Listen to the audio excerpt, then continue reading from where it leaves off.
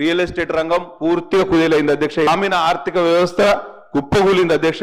చిన్న అప్పు పుట్టే పరిస్థితి లేదు గ్రామాల్లో. ఇండ్ల అమ్మకం హైదరాబాద్ లో 47% తగ్గింది. నిరుడు ఫస్ట్ క్వార్టర్ లో 20,835 ఇండ్లు అమ్ముతే హైదరాబాద్ లో ఈ ఫస్ట్ క్వార్టర్ లో మనం అమ్మిన ఇండ్లన్నీ 11,114 ఇండ్లు మాత్రమే అమ్మినాం. మార్కెట్ లో కాన్ఫిడెన్స్ లేదు అధ్యక్ష.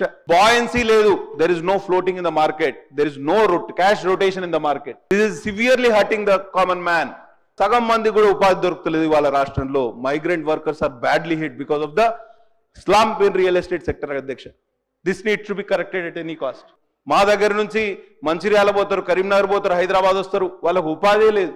ఎందుకంటే ఇవాళ real estate slump is a big factor అధ్యక్ష. 43% of people live on agriculture and their contribution is just 18% అధ్యక్ష. Industry's contribution towards GSDP is 22.5% అధ్యక్ష.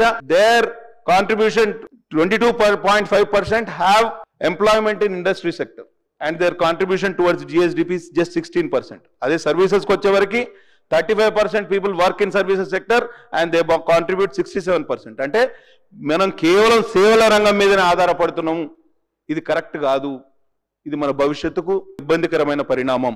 కాగ్ రిపోర్ట్ 2025 January అధ్యక్ష, the total receipts at the end of January 2025 were 1.82 lakh crore, which is just 66.5% of the estimated 2.74 lakh crores. అంటే మనకు వస్తాయి అనుకున్న రాబడిలో కేవలం జనవరి 31 నాటికి వచ్చిన రాబడి ఎంత అంటే 66% మాత్రమే. ఇంకా 34% మనం వెనుకబడ్డం. రాబడే లేదు మనకు.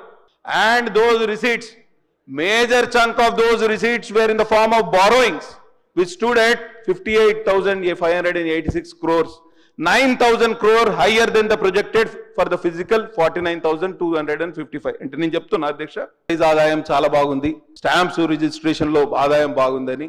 ఇవన్నీ రిసిప్ట్స్ కన్నా ప్రభుత్వానికి ఆదాయ వనరు ఏందనుకుంటున్నారు అధ్యక్ష? మొదటి పద్దు ఏముంటది అంటే ఆదాయ వనరుల్లో మనం లెక్క కడితే బారోయింగ్స్, అప్పులే మనకు ప్రధాన ఆదాయ వనరుగా మిగిలిపోయినాయి వాళ్ళ రాష్ట్రం. ఇది నర్మగర్భమైన సత్యం అధ్యక్ష. దీని నుంచి, ఈ విష వలయం నుంచి మనం, విష చట్రం నుంచి మనం బయటపడనంత కాలం మనం బాగుపడే ప్రసక్తి లేదు అధ్యక్ష.